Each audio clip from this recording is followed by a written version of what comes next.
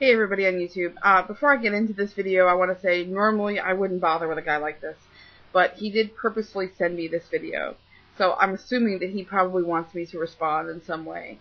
Now, in my boredom, I watched all 5 parts of this tedium, and I went through periods of laughter and sadness, but mostly frustration that this guy has an audience, as you'll see, but he uses this audience to spread this kind of ignorant message. And so, basically, I decided to make an example of him and do a good old-fashioned refutation. Now, there's 2 parts to this video. The first part is going to deal in facts. Facts that he brought up, but either got wrong or just ignored obvious hypocrisies and fallacies in what he was saying. The second part is going to deal with the message at hand. So, I hope you guys stick around for part 2 because it should be just as interesting.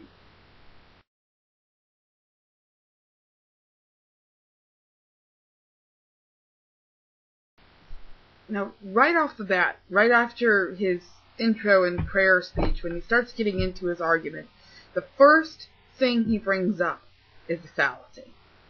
And that's when he starts talking about postmodernism. Now, the way that Andre describes postmodernism, and I'm quoting him, he says, "It means you can believe whatever you want to believe as long as you leave God out of it." And that's not true, not at all. And I'll explain why. First of all, it seems like Andre doesn't really understand what postmodernism is. But postmodernism, according to Purdue University, has to do with analyzing so-called objective truths about our culture, gender, society, religion, etc. It's got nothing to do directly with taking God out of the equation, but does encourage the prospect to re-examine their beliefs. If one's beliefs, however, are sound in logic, then they don't have anything to worry about. If they can justify why they believe in their deity, then there's no reason for them to abandon that belief. However, if there's little to no logic or justification for why a person believes the way they do, then postmodernism may encourage them to explore other belief systems. So the only way that postmodernism could be the absence of God is if a person were to re-examine their beliefs and not see any evidence for believing the way they did, and therefore decided to abandon their former belief system. So the only way that Andre is right is if he's admitting that there's no logical evidence for God, for his God at least. Now, Andre says that postmodernism is not of God. And once again, it begs the question, basically, if postmodernism is not of God, and postmodernism is about re-examining things that we consider to be objective truths to find real truth, then you'd think that if someone's claiming that they have the real truth, that they would, embrace postmodernism, because the postmodernism is the search for actual truth. So, if you're claiming that you have the actual truth, but yet you say that postmodernism is against you, it seems to me to be contradictory, because somebody who actually has the truth would embrace a movement that searches for truth.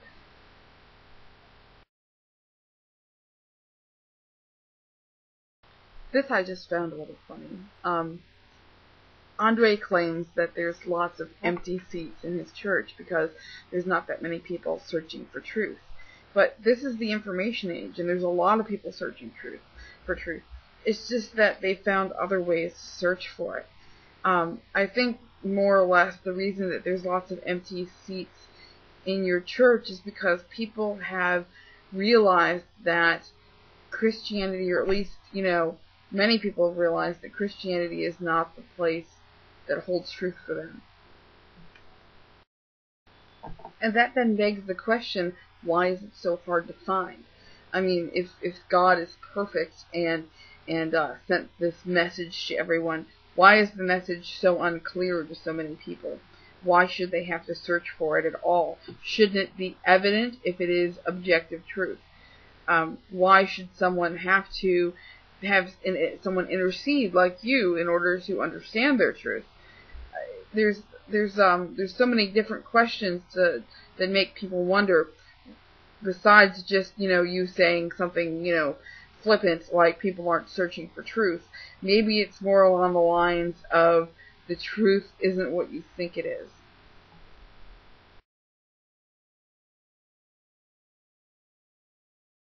Now, while it's true that the origin of, sports in general did come from Greece, and of course to honor the king of the Olympians, Zeus, that is true. However, not all sports were present there, and we know that. Now, are all sports the same? I mean, is that what he's trying to say? Because, if you look at the origins of specific sports that he talked about, for example, basketball wasn't at, it wasn't present at Greece. It wasn't there at all. In fact, basketball was created in 1891 by a Canadian clergyman. That's right. Basketball has Christian origins. So I'd just like to know, how can you suggest that because the Greeks invented something like sports in general, or brought it to the mainstream, that all of a sudden all sports are evil? Because really, if you look at it, the pagan religions invented language. They invented our calendar, the days of the week, the clocks that we use, the wheel, the fire. I could go on, and yet we use these things and rely on them. So why is it that because sports were created by pagans, all of a sudden sports are evil just because of that? But yet all the other things that pagans did, baptism, prayer, and things like that, those aren't included in this. I mean, if you want to make the argument that something's evil because the pagans did it first, you're going to have to stop doing a lot of things.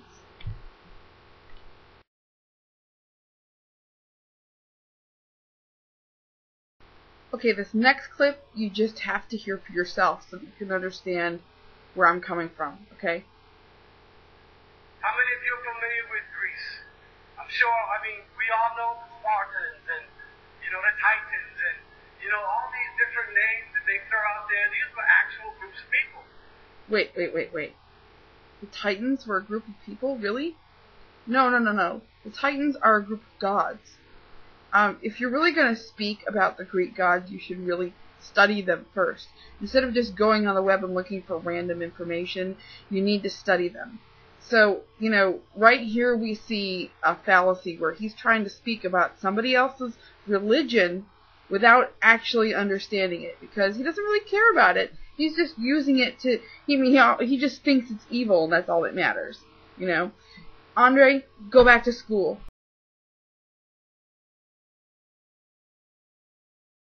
Now, Andre says a lot of things about Zeus to try to make Zeus look lesser than his own god. The first thing he brings up is that Zeus had a lot of sexual partners. He calls Zeus promiscuous, and he describes her promiscuousness as having lots of sexual partners. And it's true that Zeus did have a lot of sexual partners. But on the screen, it says that he was indiscriminate about his sexual partners, and that's very much not true. If you knew the Greek myths, you'd understand that each partner that Zeus had specific qualities that he enjoyed and thought were good qualities. And he was not indiscriminate. In fact, he was very discriminate about who he slept with, and I think that he still is today. The point of this, of course, is to make the Greek god Zeus look like less than his god. But here's the thing. I don't really see that to be true, because if you look at some of the qualities of, the Judeo-Christian God, you'll see that, he slaughtered the firstborn sons of Egypt. He flooded the whole world, because they pissed him off. We could go on and on about all the violence that your God, supposedly ensued. So, really, which one's worse? Sleeping with women? Or, killing innocent babies? I think I'll take the sex.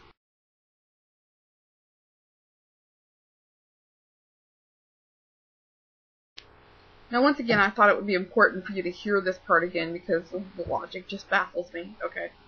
But this is what men and women derive in their own minds, so that they can serve a representation of something they like, rather than to serve a God. Do you understand? That doesn't make any sense, and I'll tell you why. There's a few reasons that doesn't make any sense. First of all, they weren't familiar with your God. No, they weren't. The Greek gods have been around way before the Jews were ever even in recorded history. So their gods pre-exist any kind of notion of monotheism. Okay? It's just the truth. So the idea that they made their gods up so they wouldn't have to serve yours makes no sense. Secondly, the idea that they somehow liked their gods. In actuality, the ancient Greeks feared their gods. They had a lot of fear for the Greek gods, hence the reason all the sacrifices and celebrations and everything like that. Yes, there was some instances of probably having great relationships, between the divine and the humanity, but overall there was also a lot of fear, and they feared the wrath of the gods quite a bit. So the idea that they made gods they liked doesn't really make sense either. Thirdly, now you might say, okay, so why do you worship gods that the ancients feared? Well, we don't really see the gods the same way they do. We have a different perspective of them, and we don't have to see all the myths as 100% true. We're not held to that. I really wish that you would have done your homework on the Greeks and the Greek gods before you would have done these videos and done these sermons, because you've now just put out all this misinformation, and I hope you go back to your congregation and apologize to them for lying to them. Because if you don't, if you leave that misinformation out there and you don't correct it, then it is a lie.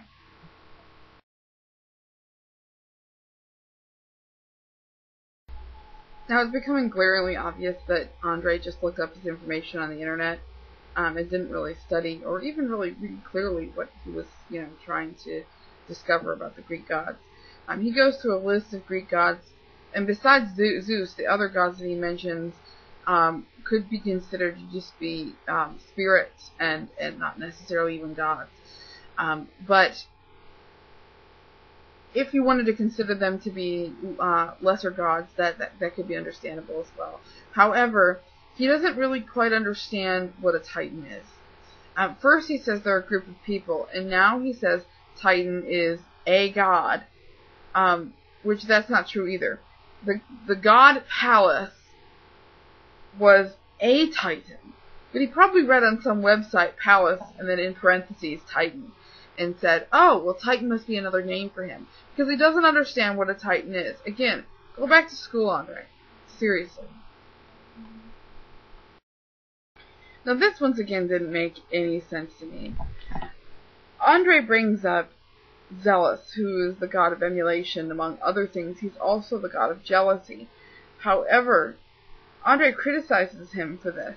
And I just want to know, Andre, your God is a jealous God. He says so himself. So, what's wrong with us having a God of jealousy if your God embodies jealousy? Isn't that pretty hypocritical? Yeah, it is. Once again, I have to have you listen to this. They also worshipped Kratos, the god of strength. And this image here that you're seeing, some of you might know who this person is from the God of War video game series. So wait a second. You're familiar with the God of War video game series, and you're okay with that. You're obviously familiar with it. You picked out a picture of Kratos from the video game, okay? So it's okay to play that video game, even though that's like uber pagan, right? But it's not okay to play sports. That doesn't make any sense. Anyway, I just thought that was really, really funny. Now, I could only assume that Andre's intention for bringing up the god of strength would be that somehow idolizing strength is somehow a bad thing. However, in the Bible, there are stories where strength is glorified. And I'll give you an example. With the story of Samson, Samson was supposedly given, overwhelming strength by God. And I want to know, how is Samson's strength considered to be glorified, but yet ideas of strength from other cultures are not? It just seems to me to be hypocritical for you to say that other cultures cannot glorify strength, but the biblical culture can. It doesn't make sense to me. Once again, we see here great hypocrisy, where he either hasn't studied the Bible enough, or just doesn't, or fails to make these, clear connections between one religion to another. There really isn't that much difference between the mythologies of one religion to another. And I wish that you would, spend more time thinking about the nature of mythology and what its purpose is, so that you don't make these confusing, misleading videos. Another thing that Andre says is that Dia was worshipped as the goddess of violence. I don't see that to be true. In fact, I looked her up on many different places. I've got some books here and stuff like that. And every place that I can see, she's the goddess of force or compulsion. Not even really a goddess. More just of a personified concept. You see, the gods had personified concepts for almost everything. And it doesn't mean that they worship them. They just recognize their existence. So that's another thing. You really need to study this religion before you speak about it.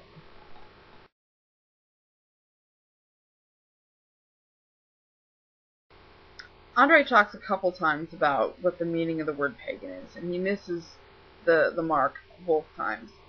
So I'm going to sum it up for you, Andre, give you a little lesson. The word pagan comes from the Latin word paganus, which means country dweller. It refers specifically to the Europeans in different areas who were pushed out to the rural areas for practicing the old religions. So in other words, when the Christians took over the city, the only place that was really allowed to practice the old religion was the country, because it wasn't very heavily policed. So therefore, the persecuted minorities were pushed out to the country, and therefore referred to as country dwellers, which is, paganus, and that's where the word pagan comes from. Now, you claim that pagans worship statues, and that's not true. There may be statues of gods, but the worship doesn't go to the statue.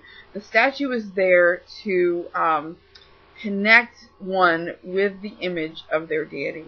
It's not to be worshipped itself. I have several statues. You've probably seen some of them if you've watched any of my videos. But I don't worship those statues, and they don't need to be there. It's just something that helps us focus on the aspect of that deity, so that we can forge a relationship with that deity. And it's not much different from you guys having crosses to forge a relationship with Jesus. It's an image that you use to help create a mental connection with that deity. So it's really a big fallacy for you to assume that pagans worship statues. They don't. Not in any way, shape, or form. I don't know. I realize that in the Bible it says a thing about false idols. That's just another way that the Bible is not a 100% true book. You need to look outside the Bible and into facts. And one of the facts is pagans do not worship statues. Okay, guys, hang on for part 2. This one's getting kind of long, so but please do stay tuned, because you're going to want to hear the crazy rant about the companies, the evil companies that want to corrupt you by using pagan gods in their names.